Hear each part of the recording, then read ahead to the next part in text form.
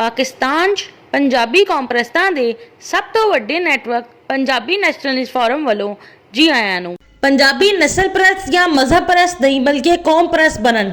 धर्म हर इंसान दा अपना ते इस दे रब दा मामला है कि एक इंसान किहड़े मजहब की तालीमात हासिल करके अपने इखलाक ठीक करता है ते रूहानी नशोनुमा पांदा है, अपनी जिस्मानी हरकत नफसानी ख्वाहिशात ते कल्बी ख्यालात की इसलाह करता है, अपनी दुनिया ते आखिरत संवारदा है।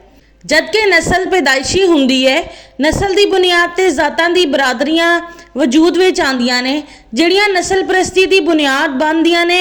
इन्हां दा दायरा मखसूस ते महदूद समाजी मामलात तक हुंदा है, लेकिन कौम परस्ती की बुनियाद जमीन जुबान सकाफत तारीख हुंदी है। इस लई कौम परस्ती का दायरा बहुत वसी हुंदा है। कौमां दी समाजी मुआशी इंतजामी इकतसादी तरक्की या जवाल इस कौम की कौम परस्ती के म्यार के मुताबिक हुंदा है। पाकिस्तान विच पंजाबियों की सब तो वड्डी आबादी है। मुस्लिम उम्मा विच तीसरा वड्डा भाईचारा पंजाबी मुसलमानां दा है। पंजाबी कौम जनूबी एशिया की तीजी वड्डी कौम है। पंजाबी कौम दुनिया की 9वीं वड्डी कौम है। इस दे बावजूद पंजाबी कौम सियासी तौर पर गैर मुस्तहिकम ते इंतशार का शिकार है। इस वास्ते समाज दे विच दूजियां कौमां दी नज़र विच एक आम पंजाबी दा पंजाबी होण दे करके ना इज्जत है ते ना वकार।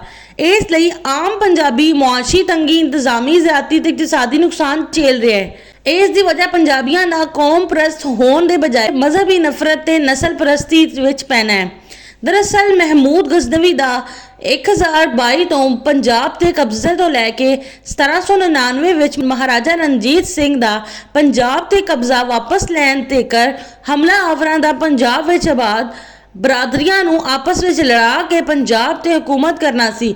मशहूर ये है कि अराई ते अवान पंजाबी नहीं बल्कि अरबी है, जद के जट राजपूत ते गुजरां नूं आपस विच भी लड़वाया गया ते अराई अवान नाल भी लड़वाया गया। पंजाब दियां वड्डियां बरादरियां जट राजपूत गुजर अराई नूं आपस विच लड़ाण नाल पंजाबी कौम नूं भी नुकसान होया ते पंजाब नूं भी। बहरहाल पंजाब ते कब्जे ते बालादस्ती रखण वालियां दी हले भी कोशिश ये वा कि पंजाब दियां वड्डियां बरादरियां जट राजपूत गुज्जर अराई अवान शेख वगैरह नूं आपस विच लड़ाया जावे, जबकि पंजाबी कौम दा मुफाद ये वा कि आपस की लड़ाई तो बचा जावे।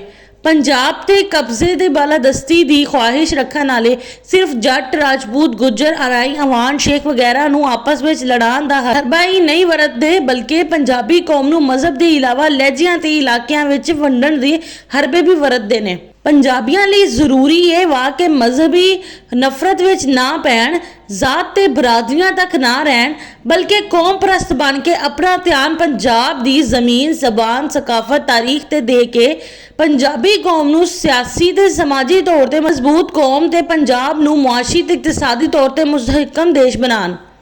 पंजाब दी जमीन ते रहण वाले जिस भी नस्ल दा होवे, जिस भी जात दा होवे, जिस भी मजहब दा होवे, जे पंजाब नूं अपना देश समझदा है, पंजाबी इस दी जुबान है, पंजाबी सकाफत दे नाल जिंदगी गुजारदा है, तारीखी तौर ते पंजाब दी तारीख दे नाल नाल पंजाबी कौम दे मोढे नाल मोढा लाई रखदा है, ते फिर वो पंजाबी ही है ते पंजाबी कौम दा हिस्सा है।